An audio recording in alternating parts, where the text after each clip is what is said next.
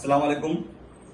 जो मुमरा के नगर सेवकों को लाखेड़ा, नालायक या निकम्मा कह रहे हैं, ये असल जवाब तो उन्हीं के लिए है। शायद वो समझ रहे हैं मैं उनसे मुखातिब हूँ। जैसे उन्होंने कहा कि मेरा पॉलिटिकल करियर खत्म करने के लिए सीएम जो है वो 66 करोड़ रुपया दिए हैं मुमरा कौसा के अंदर काम करने के लिए, मुमरा कौसा के डेवलपमेंट वर्क के लिए।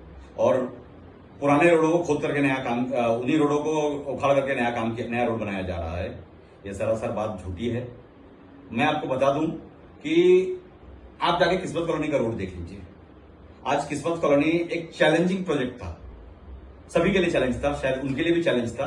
वो 14 साल में नहीं कर पाए, मगर हमने 1 साल भर के वक्फे के अंदर हमने किस्मत कॉलोनी के इस रोड को अच्छे तरीके से एक्सपैंड भी किया है, उसका रुंदीकरण भी किया है, उसको अच्छे तरीके से बनाया भी है।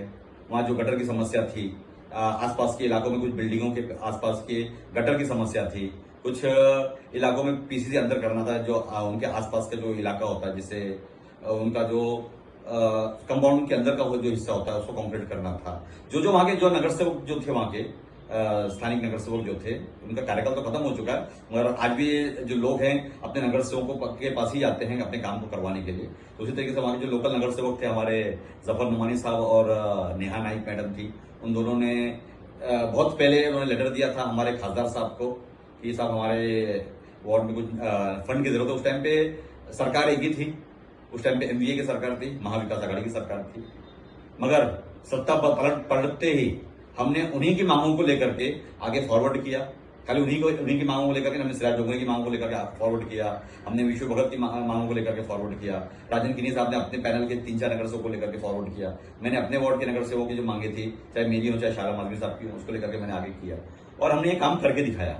और आपकी जानकारी के लिए बता दूं कि ये 66 करोड़ नहीं 115 करोड़ आ चुके हैं। और नया जीआर जो निकला है, जिसका अभी टेंडर कॉल हो रहा है और बहुत जल्दी वो टेंडर फ्लोट हो जाएगा और उसका वर्क ऑर्डर मैं समझता हूं कि महीने भर के अंदर, महीने से 40 दिन के अंदर उसका वर्क ऑर्डर आ जाएगा। वो तकरीबन 27 करोड़ का प्रोजेक्ट है, नया 115 करोड़ छोड़ करके। तो ये जो काम हम कर रहे हैं, ये वही काम है जो ढंग से किए जाने चाहिए थे, जो नहीं किए गए।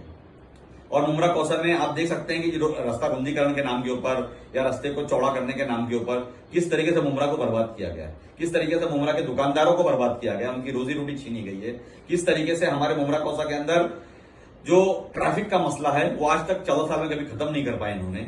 आज 14 सालों के अंदर इन्होंने कभी किसी हॉकर जोन को नहीं बनाया। एक हॉकर जोन इन्होंने बनवाया था, मगर वो भी महानगर पालिका के पैसे से ही बनाया गया था। और उस महानगर पालिका के पैसे से बनाने के बाद उसको नाम दिया गया माननीय श्री शरद पवार साहब का। वो एक हमारे इंडियन पॉलिटिक्स के भीष्म पितामह है, बहुत ही बड़ी हस्ती है, और उन्हीं के नाम से वो जो हॉकर्स एरिया है वो बनाया गया। मगर फिर मैं आपको कहना चाहता हूं कि बिना उसका डीएलपी किए, बिना डीपीएल किए, बिना एक ड्यू प्रोसेस ऑफ लॉ होता है कि हमने जब भी कोई भी काम करना होता है तो हमें शहर विकास से अभिप्राय लेना पड़ता है, हमें शहर विकास से अपनी जमीन की मार्किंग करनी पड़ती है। तो जो स्कूल की जमीन थी उसके ऊपर मैंने हॉकर जोन बना दिया, जो स्कूल के लिए रिजर्व प्लॉट था उसके ऊपर भी हॉकर जोन बना दिया। और वो कैसे बनाया आपने भी देखा, किस तरीके से वो 7 करोड़ रुपया बर्बाद किए गए महानगर पालिका के। उसके बाद मैं आपको दूसरी चीज बता दूं कि किस तरीके से हमारा जो हकीम अजमल खान हॉस्पिटल है, ये हॉस्पिटल की टोटल जो एफएसआई है वो 1,35,000 स्क्वायर फीट की एफएसआई है। इसको बनाने में तकरीबन अब तक के खाली सिविल वर्क के अंदर 140 करोड़ रुपया खर्चा किया जा चुका है। आप कैलकुलेशन कीजिए कि 1,35,000 स्क्वायर फीट को अगर आप कैलकुलेशन करते हैं तो तकरीबन 10,100 रुपया पर स्क्वायर फीट कंस्ट्रक्शन कॉस्ट गया। मैं समझता हूं कि शायद उसके अंदर कुछ हीरे जवाहरात लगाए गए हैं, कुछ सोने की दीवार बनाई गई है, कुछ चांदी की दीवारें बनाई गई है, चांदी की फ्लोरिंग बनाई गई है, इसलिए शायद इतना पैसा एस्केलेट कर गया है। तो पहले अपने जमीन अपने अंदर झांके और देखेंगे कितना करप्शन आप लोगों ने किया है, किस तरीके से इतने गिने चुने कॉन्ट्रैक्टर हैं, चाहे वो मां मुमरा देवी हो। आप जानते हैं मां मुमरा देवी किसकी, एक हमारे पास ही घूमना, हमारे ऑफिस के बाहर आकर के बैठने वाला एक लड़का, वो रजनीश मिश्रा, दिन भर हमारे ऑफिस के बाहर बैठा रहता था कि साहब एक लेटर दे दो ताकि मैं 2 लाख का कुछ काम कर दूं। आज वो किस तरीके से मुमरा कौसा के सारे टेंडर भर रहा है, किस तरीके से शेवना कंस्ट्रक्शन को आगे बढ़ा करके जो रिमॉडलिंग का प्रोजेक्ट है, आज देखें आप 212 करोड़ का रिमॉडलिंग का प्रोजेक्ट किया गया महानगर पालिका के पैसे से। इनका कोई योगदान नहीं है उनके अंदर, इसके अंदर किसी स्टेट गवर्नमेंट के निधि का कोई योगदान नहीं है। ये 14 साल में कोई पैसा लाए तो नहीं है महानगर पालिका के पैसे के अंदर, क्योंकि महानगर पालिका में हमारे नगर सेवक बैठते हैं, मेरे घर की एक नगर सेविका बैठती है, हमारे मुमरा के सारे नगर सेवक बैठते हैं। उसमें सिराज जोमरे हैं, मिराज खान है, शानू पठान साहब हैं, उसके अंदर हमारे राजन गिनी साहब हैं, उसके अंदर हमारी नेहा नाइक मैडम है, अश्विन राउत मैडम है, ऐसे बहुत सारे हमारे तकरीबन मुमरा कौसा में 23 नगर सेवक है। हीरा पाटिल साहब हैं, बाबाजी पाटिल साहब हैं, ये सब अच्छे क्वालिफाइड नगर सेवक हैं। आज आप बाबाजी पाटिल साहब को देख सकते हैं कितने अच्छे से वो बोलते हैं। हमारे हीरा पाटिल साहब जब पहले नगर सेवक हुआ करते थे, अभी उनकी वाइफ नगर सेविका है, वो किस तरीके से मुद्दे उठाया करते थे हमें मालूम है। और राजन गिनी साहब कितने अच्छे तरीके से प्रशासन को अपने तरीके से कन्विंस कर लेते हैं हमें मालूम है। किस तरीके से सिराज जोमरे साहब ना बोलते हुए भी कितने अच्छे से अपने काम करवा लेते हैं, अपने कामों को मनवा लेते हैं हमें मालूम है। किस तरीके से हमारे अश्विन राउत मैडम जो है वो कितने अच्छे से काम करवा लेती हैं, रूपाली कोटे मैडम कितने अच्छे से काम करवा लेती हैं, हमारे विश्व भगत साहब है कितने अच्छे से काम करवा लेते हैं। सब सारे जो नगर सेवक लोग हैं मिलकर के अच्छे से अच्छा काम कर देते हैं। और आपने क्या कहा इनको, निकम्मा, नाकारा, नालायक। अरे साहब, इन्हीं के बदौलत आप थे।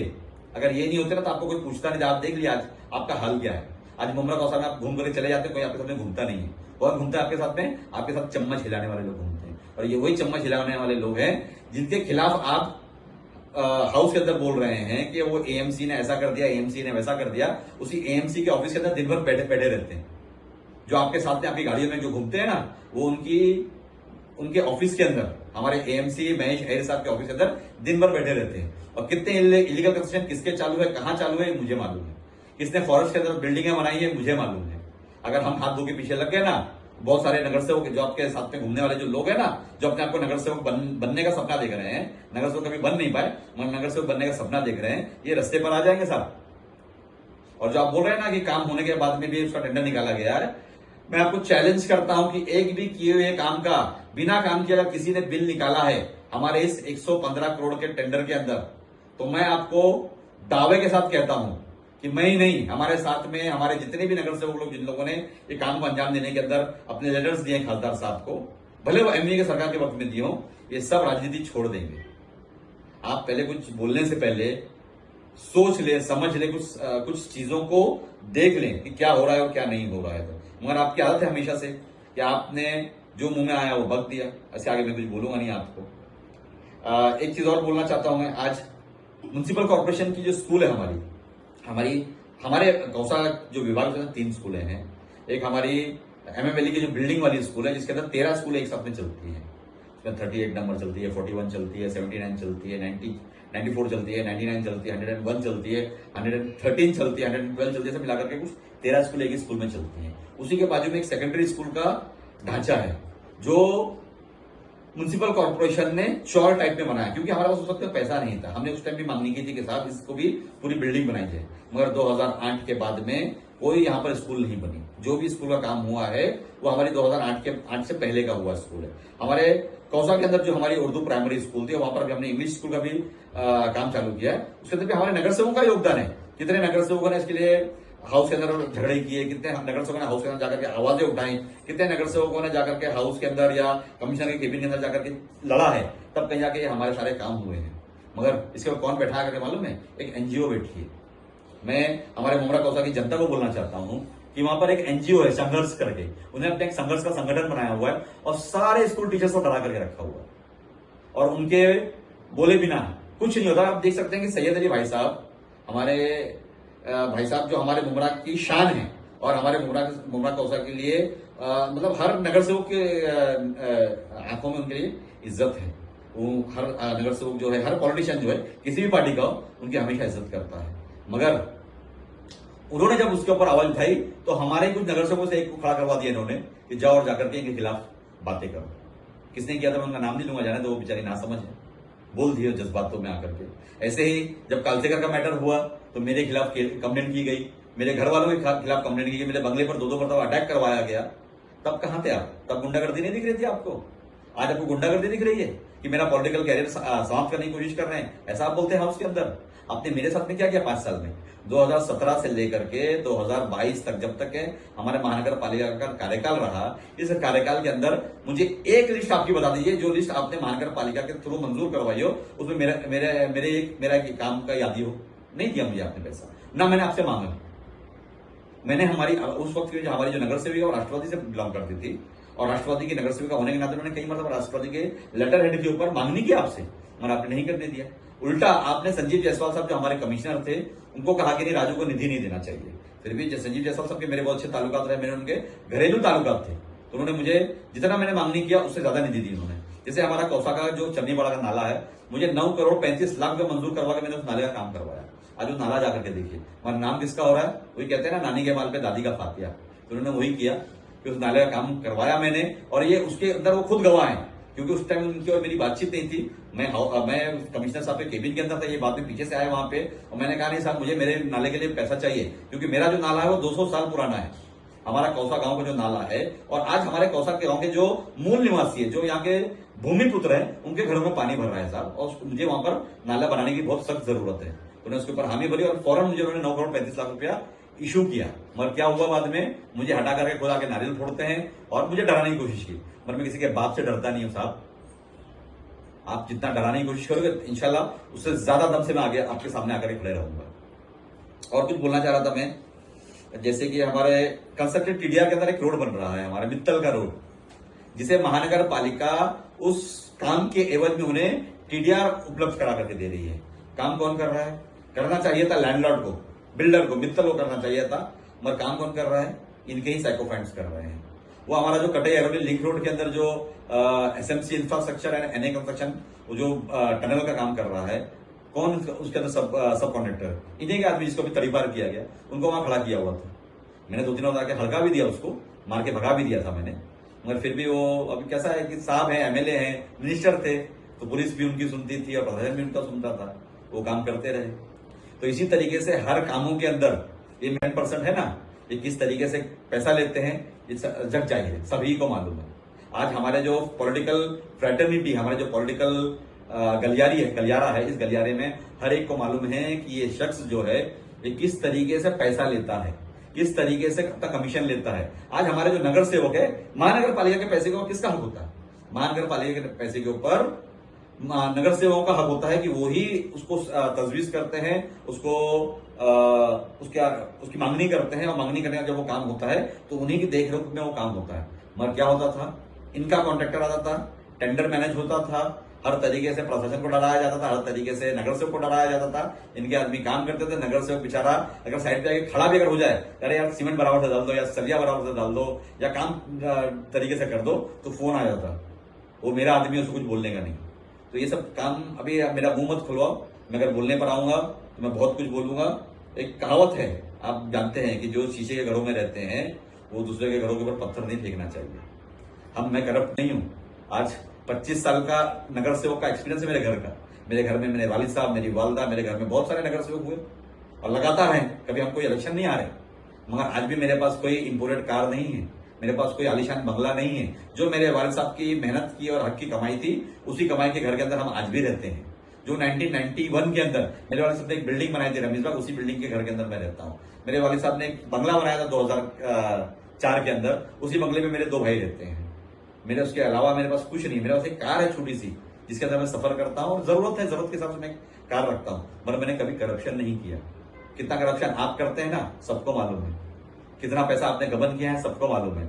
आपने मंत्री रहते हुए, आपके पास इतनी बड़ी कैबिनेट मिनिस्ट्री थी, आपके पास हाउसिंग एंड डेवलपमेंट मिनिस्ट्री थी, आपने क्या किया? आगरीपाड़ा बना देते हैं, 7 रास्ता बना देते हैं, कमाटीपुरा बना देते हैं, वर्ली बना देते हैं, जीजामाता नगर बना देते हैं, मलाड़ मालवनी बना देते हैं, जोगेश्वरी बना देते हैं, रामाबाई अम्बेडकर कॉलोनी बना देते हैं। वहां पर आपने बहुत सारी स्कीमें लाई इस 2.5 साल के अंदर। क्या आपने मुमरा के लिए एक भी स्कीम लाई? क्या मुमरा के अंदर अभी आप कह रहे हैं ना कि गरीब लोग, जो जनता है वही इलीगल में जाती है, तो कोई खुशी खुशी इलीगल में घर नहीं खरीदना चाहता साहब। कोई नहीं चाहता कि हम लटकती तलवार हमारे ऊपर हमेशा लटकती रहे। हम लोगों को भी आस थी, हमारे जो कम्युनिटी, हमारी कम्युनिटी को भी एक आस थी। ये मुसलमानों का एक माइनॉरिटी बेस्ड एरिया है मुमरा कौसा। यहाँ पर एक अच्छे लो कॉस्ट के अंदर, लो इनकम ग्रुप में, जैसे एलआईजी कॉलोनीज होती है मुंबई के अंदर, उस तरीके से एलआईजी कॉलोनीज मुमरा में बनाई जाती। मुमरा में भी अच्छे से अच्छा सिस्टम से एक एसआरएफ की स्कीम होती है, या एसआरडी की स्कीम होती है, या माडा की स्कीम होती है, या सिडको की स्कीम होती है, उसके मातहत हमारे इलाके के लोगों को घर मुहैया कराया जाता है। अभी आप देख सकते हैं कि आज से कुछ महीना पहले की बात है, एक थाना में एक क्लस्टर डेवलपमेंट की ओपनिंग का आगाज हुआ, उस स्टेज पर मैं भी था। सीएम साहब ने स्टेज के ऊपर, माइक के ऊपर मेरा नाम लेकर के कहा था कि राजू मुमरा का भी यूआरपी आप तैयार कीजिए, मुमरा का भी पूरा कंप्लीट एक फिजिबिलिटी रिपोर्ट तैयार कीजिए अधिकारियों के साथ में बैठ के, और हमारी जो क्लस्टर डेवलपमेंट की जो टीम है उनके साथ बैठ कर मुमरा के अंदर भी हम इस तरीके से स्कीम लाएंगे। और उन्हें थाना में करके दिखाया। आज वहां पे 40,000 घर बन रहे हैं, उस 40,000 घरों में से 15,000 घर फ्री ऑफ कॉस्ट थाने महानगर पालिका को मुहैया कराए जाएंगे। और थाने महानगर पालिका उस इलाके के जो गरीब लोग जो इलीगल बस्तियों में रहते हैं, इलीगल झुग्गियों में रहते हैं, इलीगल घरों में और इलीगल चालियों में रहते हैं, उनको वो घर दिया जाएगा। 15,000 का कुछ मायने रखता है। आपने एक घर बनाया हो तो बताइए मुझे, एक घर अगर आपने बनाया तो बताइए हमें। आज हमारे मुमरा कौसा में BSC2 के माध्यम से basic better service for urban course करके एक स्कीम थी सेंट्रल गवर्नमेंट की, उसके मातहत हमने 2005 में एक कौसा के अंदर BSUP का प्रोजेक्ट लाया, जिसके माध्यम तकरीबन 650 फ्लैट्स हमने वहां पर बनाए। किसको मिला वो? हमारे जो मुमरा कौसा के जितने भी PAPs थे, पैप्स जो थे, प्रोजेक्ट अफेक्टेड पीपल्स थे, चाहे वो नाले में बाधित हो रहे थे, चाहे वो DP रोड के अंदर बाधित हो रहे, उनको वो घर मिले। अच्छा हुआ ना। आज आप जाकर देख सकते हैं पल्ले गांव के अंदर 1200 घर बनाए गए। किसका फायदा होगा? इसमें गरीबों का फायदा होगा। आपने लाया एक स्कीम लाई मुमरा कौसा के अंदर? कोई स्कीम नहीं लाई। कोई फंड लाया बड़ा? नहीं लाया। कोई फ्लाईओवर लाया बड़ा? नहीं लाया। कोई हॉकर्स की स्कीम लाई? कोई हॉकर्स प्लाजा लाया? नहीं लाया। आपने कोई यहाँ पे मल्टी लेवल कार पार्किंग या PM पार्क प्लाजा या पार्क प्लाजा बनाया? नहीं बनाया। आपने किया क्या यहाँ पे मालूम है? सिर्फ लोगों की खतना में, लोगों के मंगनी में, लोगों के हकीके में, लोगों के शादी में आए, और उसी से बहुत सारे लोग खुश भी होते हैं। देखो एक हमारे इकोनॉमिक्स के अंदर एक कहावत है कि जैसी डिमांड होगी वैसी सप्लाई होगी। तो हमारी डिमांड यही थी, हमारे लोगों की डिमांड यही थी कि भाई खाली साहब हमारे शादियों में आ जाए, यही हमारे लिए काफी है। तो साहब ने भी वही किया।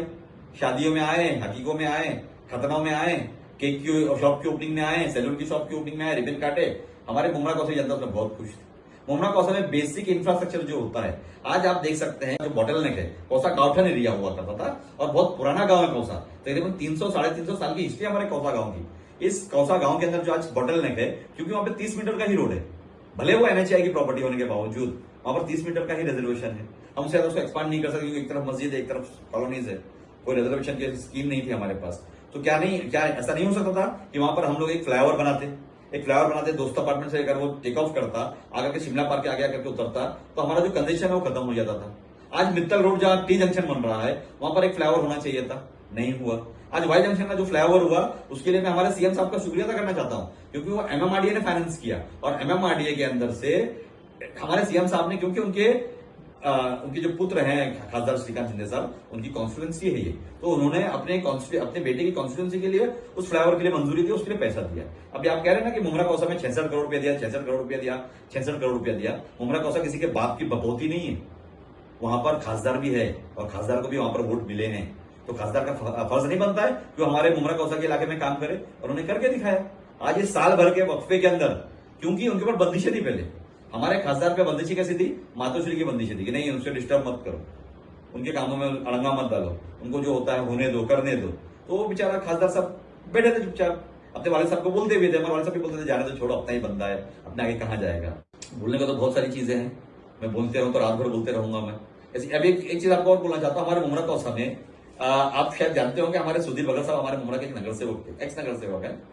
उन्होंने, जब हमने प्राइवेटाइजेशन को हमने हाउस के अंदर प्रपोज किया था, तो सुधीर भगत साहब ने अपोज किया था इससे, कहा था कि नहीं साहब, हमारे मुमरा कौसा के कचरे के प्राइवेटाइजेशन को नहीं किया जाना चाहिए। उन्होंने उसके ऊपर वॉकआउट भी कर दिया था, मगर हम साथ में थे तो हमको ऐसा कन्विंस किया कि नहीं, मुमरा बेहतर हो जाएगा, मुमरा में अच्छा साफ सफाई रहेगी, बेहतरीन होगा। मैं मुमरा कौसा की जनता से सवाल करना चाहता हूँ कि जब हमारी महानगर पालिका के कर्मचारी यहाँ पर काम किया करते थे, हमारे मुमरा कौसा में 5 पेटियां थी, 165 जो वर्कर हैं वो वहां पर काम करते थे। जो मशीनरी वहां पर लगती थी उसको आप कैलकुलेट करें, जो हमारे पास वहां लेबर काम करते थे, महानगर पालिका के जो परमानेंट लेबर्स थे, जो महानगर पालिका के कर्मचारी थे, जो वहां पर काम सफाई कामगार जो थे, उनके माध्यम जो काम होता था, उसके माध्यम से हमने जब कैलकुलेशन किया तो तकरीबन 4.5 करोड़ रुपया सालाना उनकी पगार जाती थी।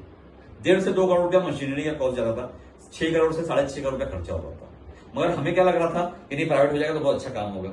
हमने जब प्राइवेट किया तो इसका टेंडर जो पहला कॉल हुआ ना, जो हमारे पहले बीजेपी के MLC है प्रसाद लाड साहब, उनको लगा था। उनकी क्रिस्टल कंपनी बड़ी कंपनी है, बहुत एक्सपीरियंस कंपनी है। तो पहला टेंडर जो लगा था 15.5 करोड़ का लगा था, 2 गुना से भी ज्यादा, 2.5 गुना, तकरीबन 250% उसका रेट एस्केलेट हुआ। मगर उसके बावजूद क्या आपको ऐसा लगता है मुमरा कौसा के वासियों को कि मुमरा कौसा में ये सफाई कामगार का हटा करके जब प्राइवेटाइज किया गया तो अच्छे से अच्छा काम हुआ? कुछ नहीं हुआ। कुछ फर्क नहीं। आज भी मुमरा वैसे ही गंदा है जैसे पहले हुआ करता था। ठीक है, उसमें हमारी भी कुछ गलतियां, हमारे लोगों की भी कुछ गलतियां हैं। हमारे इलाके के जो लोग हैं उनके अंदर भी थोड़ा सा सिविक सेंस नहीं है, जो सफाई का जो जिस तरीके से रखनी चाहिए वो नहीं रख पाते हैं। मगर उसके बावजूद हमने यही सोचा कि मुमरा कौसा में डिसिप्लिन नहीं है, इसके लिए हम डबल से ज्यादा पैसा देंगे, ताकि मुमरा कौसा में नाले साल में 2 मरतबा साफ हो जाएंगे, गटर हर महीने में 1 मरतबा साफ होता रहेगा, कचरे बराबर जगह जगह पर उठाए जाएंगे, हर जगह पे घंटा गाड़ी होगी, नहीं होगी तो टिप्पर जो छोटी वैन मिनी वैन होती है वो जगह जगह पे खड़ी कर दी जाएगी, तो अच्छे तरीके से काम होगा। और आपको मालूम है इसमें करप्शन कितना हुआ? सोचिए आप कि 6.5 करोड़ रुपया महानगर पालिका खर्चा करती थी, आज प्राइवेट होने के बाद में 15 करोड़ रुपया खर्चा किया जा रहा है। पहले क्रिस्टल ने किया, उसके बाद में अभिषेक कंस्ट्रक्शन उन्होंने किया, फिर अभी टेंडर कॉल हुआ, फिर अभिषेक कंस्ट्रक्शन का तीसरा टेंडर ऑफिस कॉल हो रहा है। अब फिर आप देख लीजिएगा कितने का पैसा आ रहा है। सब खुला है, एकदम ट्रांसपेरेंट है। आप आकर के देखें हर चीज को, उनसे सवाल करना सीखिए। जब तक आप उनसे सवाल नहीं करोगे बेसिक इंफ्रास्ट्रक्चर के ऊपर, मुमरा कौसा के डेवलपमेंट के ऊपर, मुमरा कौसा के शिक्षण के ऊपर, मुमरा कौसा के हेल्थ के ऊपर, ये 4 चीजें हैं।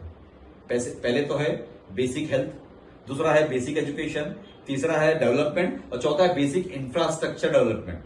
किस तरीके से हमारे मुमरा कौसा में कहां फ्लाईओवर की जरूरत है, कहां डीपी रूट्स की जरूरत है, कहां सर्विस रूट्स की जरूरत है, कहां कोस्टल रूट्स की जरूरत है, कहां हॉस्पिटल्स की जरूरत है, कहां मैटरनिटी होम्स की जरूरत है, कहां पर हमारे डायलिसिस सेंटर्स की जरूरत है, कहां पर हमारे डॉट सेंटर जो होते हैं, जहां पर हमारे सीडीआर पेशेंट होते हैं, एमडीआर पेशेंट होते हैं ट्यूबरक्लोसिस के, उनके लिए डॉट सेंटर होने चाहिए। वो किधर है?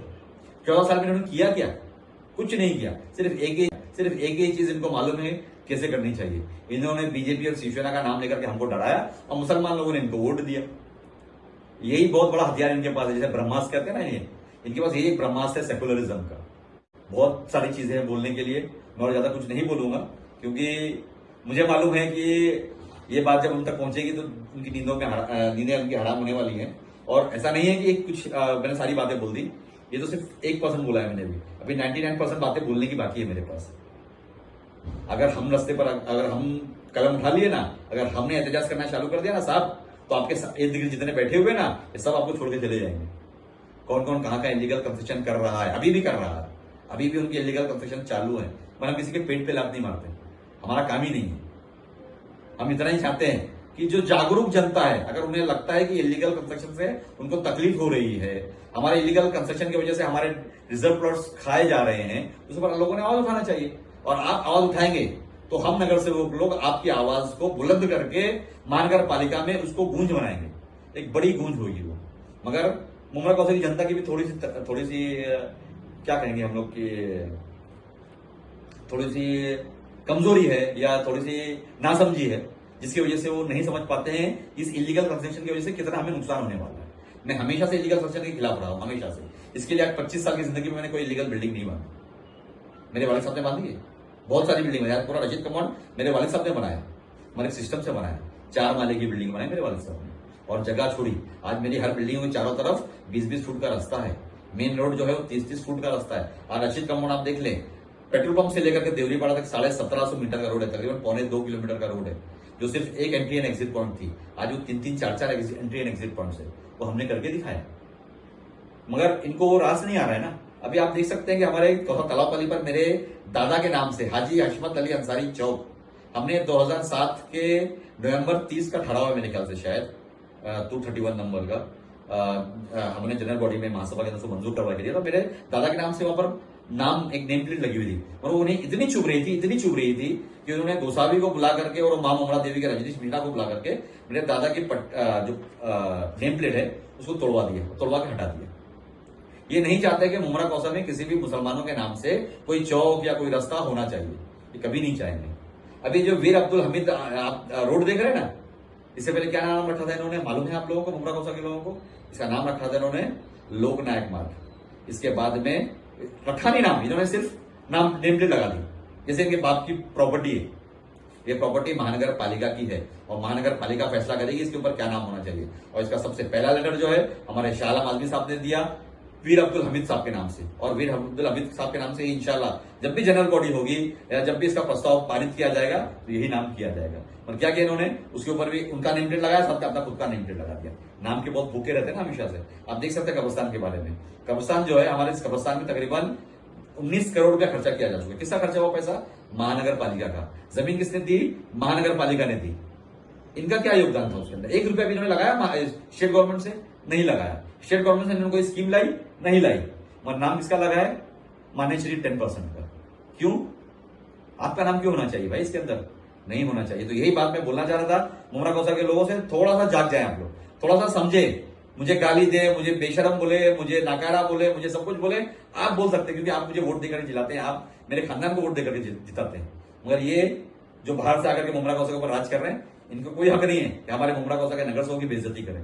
इनको कोई हक नहीं है कि हमारे मुमरा कौसर के नगर सेवकों को हाउस के अंदर जाकर के नाकारा और नालायक बोले। है अगर इनमें दम, अगर मुमरा में किसी नगर सेवक के मुंह पर बोल के दिखाया आज बहुत से एरिया नगर सेवकों ने। मैं फिर बोलता हूं नगर सेवकों को कि अगर आपके अंदर सचमुच अगर गैरत आपकी है, अंदर बाकी है, आपके अंदर सेल्फ एस्टीम है, आपका गुरूर बाकी है, तो इसे चैलेंज कीजिए और इसे चैलेंज को एक्सेप्ट कीजिए और बोलिए कि साहब बस हो गया, आप मत बोलो हमारे को। मैं तो बिंदास बोलता हूं और आज से नहीं बोल रहा हूं, मैं पिछले 35-40 साल से बोल रहा हूं। मैं किसी के बाप को नहीं डरा कभी। बहुत सारे तुर्रम खा रहा है उस जमाने में। जब मैं महानगर पालिका में जाता था ना, तो मुमरा कौसर के सिर्फ 10 लोग महानगर पालिका में जाया करते थे। मैं उस फैक्ट्री का इजाद हूं जिस फैक्ट्री का नाम नईम खान है। नईम खान ने मुझे महानगर पालिका में और पॉलिटिक्स के अंदर लाया। नईम खान ने मुझे पॉलिटिक्स के गुर अपनी उंगली पकड़ करके सिखाया। तो मैं नईम खान की तरीके से डेयरिंग करके सर के ऊपर बैठ करके राजनीति करने वाला आदमी, और हमेशा सर पे बैठ करके राजनीति करूंगा। मैं किसी के बाप से डरूंगा नहीं और मरते दम तक नहीं डरूंगा मैं। अस्सलाम वालेकुम, जय हिंद, जय महाराष्ट्र।